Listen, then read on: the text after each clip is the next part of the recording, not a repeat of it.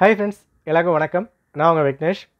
TNPSC group 2A prelims exam September 28 exam நம்ம எழுதியிருந்தோம்.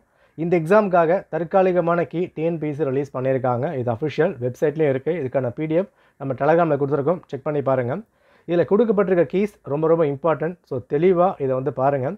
அது உங்கள்கிட்ட ஒரு கொஸ்டின் பேப்பர் இருக்கும், இது ஒரு கீ இருக்கும். ஸோ அதெல்லாம் சிரமம் பார்க்காம ஒரு கொஸ்டினும் என்ன கீ நீங்கள் போட்டிருக்கீங்க, என்ன ஆன்சர் போட்டிருக்கீங்க, நின்று நிதானமாக செக் பண்ணுங்கள். ஏன்னா இது குரூப் 4 எக்ஸாம் இல்லை, குரூப் 2A.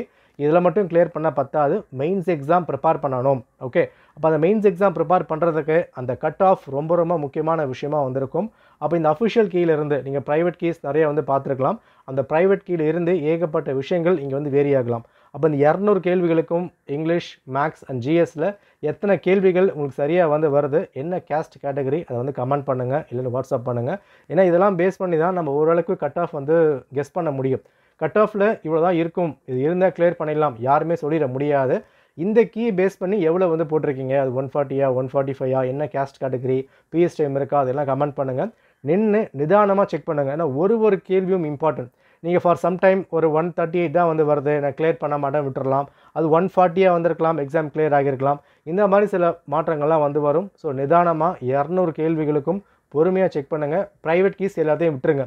இந்த கீழிருந்து எவ்வளோ சரியாக இருக்குது, என்ன கேஸ்ட் கேட்டகரி, பிஎஸ்டம் இருக்கா, பிஎஸ்டம் இல்லையா, டைப்பிங் இருக்கான்றதை கமெண்ட் பண்ணுங்கள். அதை பேஸ் பண்ணி அடுத்த வீடியோவில் கட் ஆஃப் என்னவா இருக்கலாம் ஒரு ஐடியா நம்ம கொடுக்கலாம்.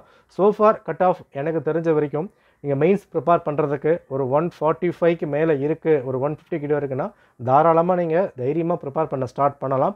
பட் அது கீழே இருக்கிறவங்க இதெல்லாம் ஓவரால் நம்ம அனலைஸ் பண்ணி தான் ஒரு கெஸ் நம்ம கொடுக்க முடியும்.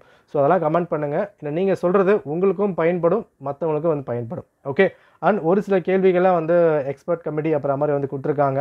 இப்போ ஜிஎஸ்டில் பாருங்கள், ஃபர்ஸ்ட் கொஸ்டின் இதுக்கே கீ கொடுக்கல.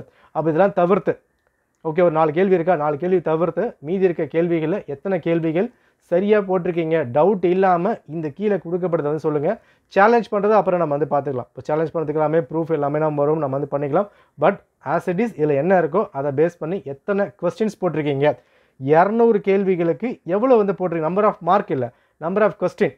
ஓகே, 200 கேள்விகளுக்கு 140 கேள்விகள், 150 கேள்விகள்ன்றதை கமெண்ட் பண்ணுங்கள். அதை பேஸ் பண்ணி அடுத்தபடி கட் ஆஃப் சொல்லலாம். எக்ஸாம் ப்ரிப்பேர் பண்ண பெட்டராக இருக்கும். இங்கேருந்து மெயின்ஸ் எக்ஸாம் ஒரு 50 நாளில் ரிசல்ட் வந்துடும்.